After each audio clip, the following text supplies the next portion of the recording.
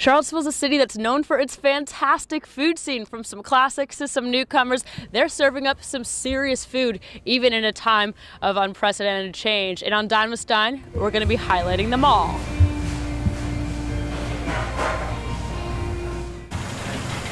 The catering outfit typically does big weddings or other events, but they've moved outside to their parking lot and they brought their smoker with them, and they're serving up some awesome comfort food. Basically, we're looking at the next 4 or 5 months with zero revenue.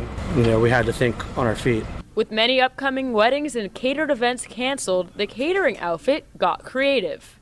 We're typically doing sort of higher end stuff, but this is, comfort food with a chef twist on it. They pitched a tent in their Carlton Road Plaza and created the drive-through TCO to go. We thought a safe and fun way to get sort of chef-driven food into people's hands in an a la carte setting and provide people with something to do and get out of the house in a safe way. TCO to go locally sources as many of their ingredients as they can, making high-quality food in their parking lot. And we're also actually eliciting if people are like if you have a craving for something and we can work it in, we'll do that.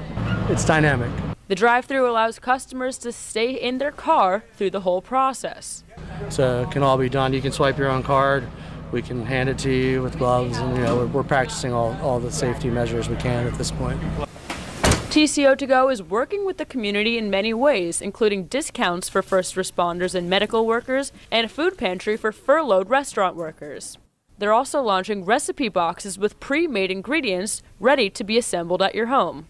While the drive-through is a creative solution, the catering outfit sees the success and the potential long-term. Maybe a phoenix, coming out of the ashes, so we'll see.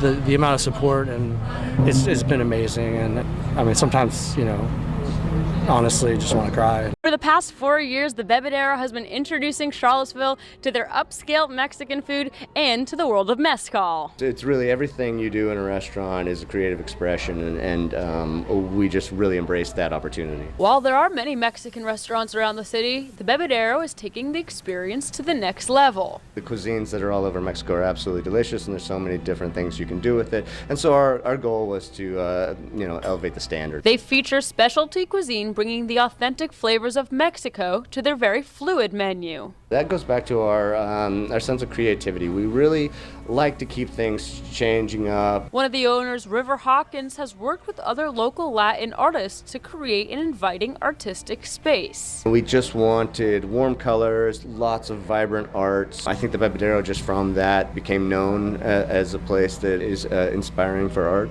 Hawkins has spent time living in Mexico studying mezcal and tequila. The more I studied, the more I fell in love with it, and it became very much just kind of an obsession of mine. He's now brought that passion to Charlottesville, teaching classes and leading tastings. I was going to have to create an infrastructure of mezcal lovers in this community in order to keep my business successful. Some of it with an extra kick. The Bebedero has become well known for incorporating scorpions. Clientele seeing us eating scorpions, of course everybody wanted to be involved, right? So it became this thing. Over the past few months, the Bebedero has been challenged, but they've seen a lot of support from the community. It's been steadily going, and now that we've reopened and been able to have people in the patio and people inside, business is climbing again. Finding creative solutions to help them through. The Bebedero really represents creativity in so many different ways. If anything that's come out of this, it's a test like anything, you need to be tested in order to prove your strength. In Charlottesville, Danielle Stein, CBS 19 News. When you go to fuel up at the BP Oil on Avon Street, you might want to go inside and fuel up on Brown's Fried Chicken. Their 40-year-old recipe is sure to wow you. We started doing chicken in '84. My father started off cooking it in the basement in a frying pan. Brown started out about 40 years ago, about 30 miles away from Charlottesville, in a small town called Esmont, serving a population of about 500. They moved to their Belmont location about 10 years ago now. I think it was improvement on the location as far as traffic. We had a lot of great customers down in the Esmont area, and we still get a lot of those great customers here in Charlottesville. While they did move locations, their fried chicken recipe never wavered. It's been the same.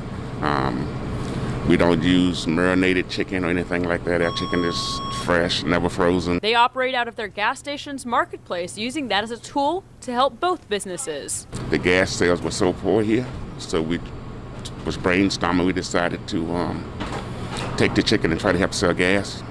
So whenever a person come and purchase, fill up with 10 gallons or more, 10-gallon minimum, we give them a free piece of chicken of their choice. The effects of the coronavirus have caused declines in gas sales with the previous stay-at-home order. When you're a business owner or you're in business, you're so vulnerable. Our gas sales had dropped about 50%. So, which is understandable. If nobody's going home, nobody's driving.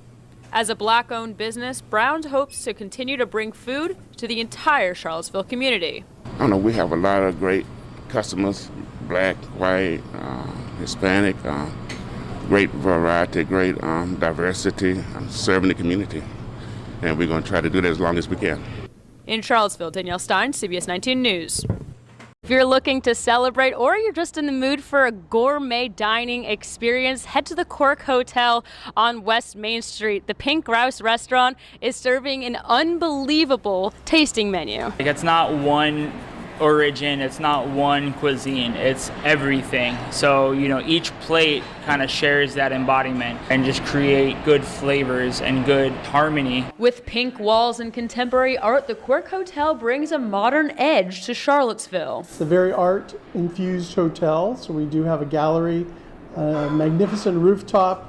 Art's in my blood, which kind of worked perfectly. When I came in, I just kind of spoke to me. Everything from the art on the walls to the wine to the ingredients on their menu feature the hyper-local. Local is good for the community's sake as well as for flavor's sake. We want to be able to give back to the community as well, so that's why we partner with local farmers, local distilleries, breweries, and also some of the field farmers with some of our proteins. Their seasonal-oriented menu highlights 10 courses on their tasting menu, bringing dining to an elevated experience as customers can watch the chefs in their element. We have an open-air kitchen, so you'll see the show. It kind of forces the cooks and the chefs to be at their peak the entire day. Skill and precision on point, and it's fun to watch. Cork and the Pink Grouse first opened on March 5th in Charlottesville, then closed down just 10 days later.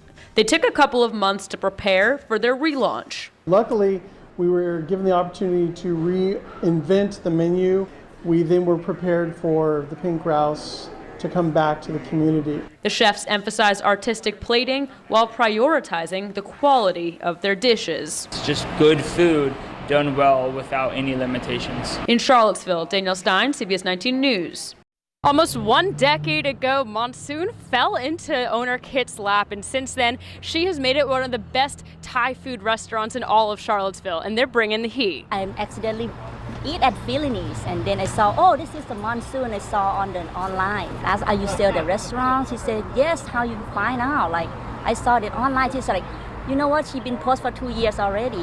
I take a chance and go for it. Monsoon has established themselves as the go-to spot for authentic Thai cuisine in Charlottesville. They've even opened a second location devoted to just takeout and delivery. No delivery, only 1 or 2 a night. And after that, after 2 years, I think we've been success on delivery. When the pandemic began, they felt that they were equipped to continue on having years of takeout experience. At first, I'm kind of panicked though.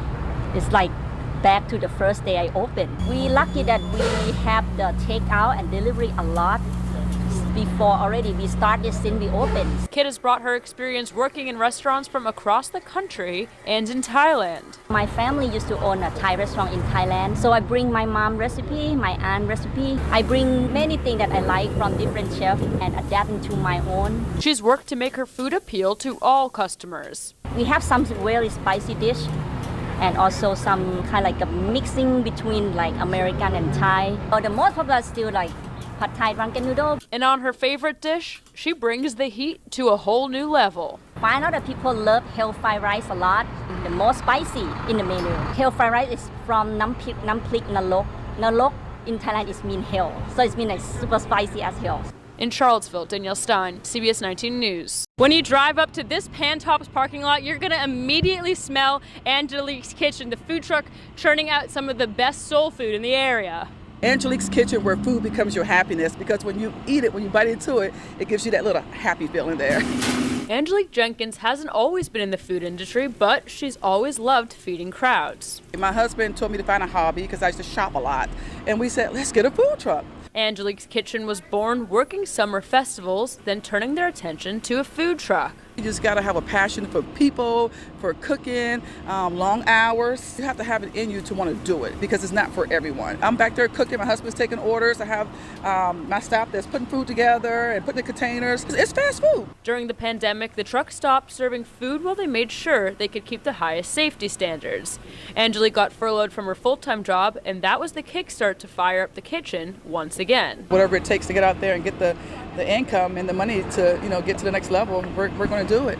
They're preparing to open their first permanent location in the new Charlottesville Dairy Market opening Labor Day weekend. We're going to have potato salad, corn pudding, barbecue chicken, my chicken salad. It's just so much more I want to do, and with the dairy opening up, it's going to give me an opportunity to really showcase my talent. With many canceled summer festivals and catered events, Angelique's Kitchen started a GoFundMe to help them get where they need to be come opening day. We're a small business, entrepreneurs, and we don't have the money like some of these large companies do. And this past week especially, customers came out in support. Customers we've never seen before, so a lot of new customers. Business has actually tripled.